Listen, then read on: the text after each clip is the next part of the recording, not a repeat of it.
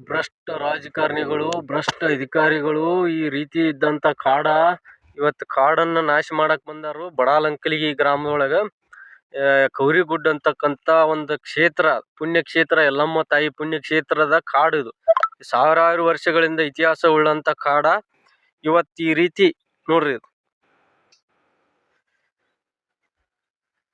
ಇದನ್ನ ಈ ರೀತಿ ಹಾಳು ಮಾಡ್ತಾ ಇದಾರೆ. ಈಗ ಬಂದ್ ಮಾಡಿಸಿದವು, ಕೆಲಸವನ್ನು ಬಂದ್ ಮಾಡಿಸಿದವು. ಇದಕ್ಕ ಪರ್ಮಿಷನ್ ಕೊಟ್ಟಂತ ಏನ್ ಅಧಿಕಾರಿಗಳು ಅದಾರಲ್ಲ, ಭ್ರಷ್ಟ ಅಧಿಕಾರಿಗಳು, ಭ್ರಷ್ಟ ಕಾಡ ಸಚಿವ ಅದಾನಲ್ಲ, ಆ ಸಚಿವನು ಕೂಡ ಇವತ್ತು ರಾಜೀನಾಮೆ ಕೊಡ್ಬೇಕ.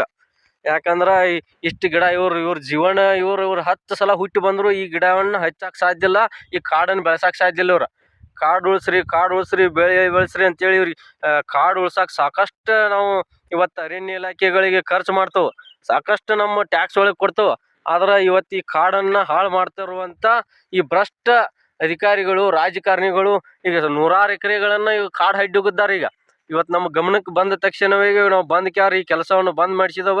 2 ಹಿಟಾಚಿ ಹಚ್ಚಿದಾರು, ಇಂಥ ಗಿಡಗಳನ್ನ ಅಡ್ಡಾಕತ್ತಾರು. ಸಾವಿರಾರು ವರ್ಷಗಳ ಇತಿಹಾಸ ಇದ್ದಂತ ಈ ಗುಡ್ಡಗಳನ್ನ ಅಡ್ಡಿ ಇವರು ಹೊಟ್ಟಿ ಬುಕ್ಕಸವನ್ನು ತುಂಬಿಸ್ಕೊತಾರ. ಈಗ ಎಲ್ಲಾ ಕಡೆ ಕೈ ಹೆಚ್ಚಿರಿ. ಬೆಂಗಳೂರು ಆತು, ಬೆಳಗಾವ್ ಆತು. ಇವತ್ತು ಬೆಳಗಾವದಾಗ ಕೃಷಿ ಭೂಮಿಗಳು ಎಲ್ಲ ಉಂಡ್ರು, ತಿಂದ್ರು, ಎಲ್ಲಾ ಪ್ಲಾಟ್ ಏರಿಯಾ ಮಾಡ್ಕೊಂಡ್ರು. ಈಗ ಬೆಂಗಳೂರು ಅಳ್ಬಿಟ್ರು.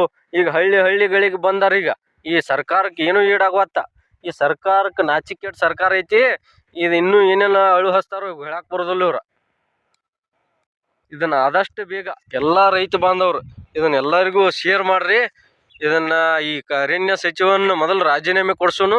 ತಪ್ಪಿತಸ್ಥ ಅಧಿಕಾರಿಗಳ ಮೇಲೆ ಇದು ಶಿಕ್ಷೆ ಆಗಬೇಕಂದ್ರ ಈ ವಿಡಿಯೋನ ಆದಷ್ಟು ಮಟ್ಟಿಗೆ ಎಲ್ಲರೂ ಶೇರ್ ಮಾಡ್ಬೇಕಂತೇಳಿ ತಮ್ಮಲ್ಲಿ ವಿನಂತಿ.